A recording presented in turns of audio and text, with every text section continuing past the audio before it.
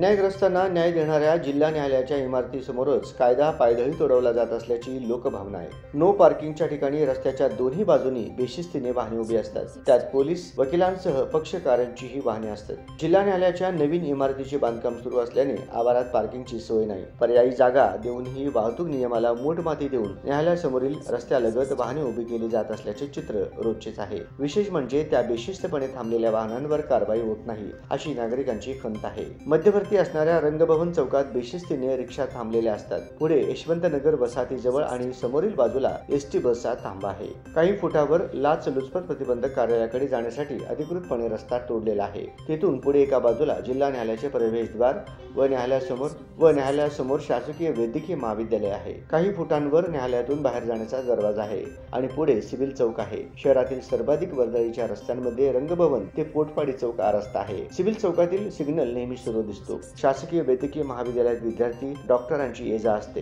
न्यायालयातील मोठी वर्दळ दिसते, पण न्यायालयासमोरील रस्त्यालगत अनधिकृतपणे उभी वाहने वरिष्ठ अधिकाऱ्यांना दिसत नाहीत का? अन्य ठिकाणी नो पार्किंग मध्ये वाहने लावली की लगेचच 500 रुपयांचा दंड केला जातो। मग न्याय देणाऱ्या इमारतीसमोरच हा प्रकार पाहून अनेकांनी खंत व्यक्त केली आहे। विशेष बाब म्हणजे सिव्हिल चौकात थांबलेले वाहतूक अंमलदार त्या वाहनांवर दंड करण्याचे धाडस दाखवत नाहीत। मुख्य रस्त्यालगत वाहने लावली जाणार नाहीत या दृष्टीने आमचे अंमलदार नियमितपणे दंडात्मक कारवाई करतायत। वाहतुकीस अडथळा होणार नाही याची खबरदारी वाहनधारकांनी घ्यावी, अन्यथा मोटार वाहन कायद्यानुसार नो पार्किंगचा 500 रुपये दंड त्यांना होऊ शकतो। सिव्हिल चौक ते रंगभवन चौक या रोडवर दुतर्फा लावलेल्या वाहनांवरही कारवाई केली जाईल अशी माहिती सोलापूर वाहतूक शाखेचे सहाय्यक पोलीस आयुक्त सुधीर खिरटकर यांनी दिली आहे।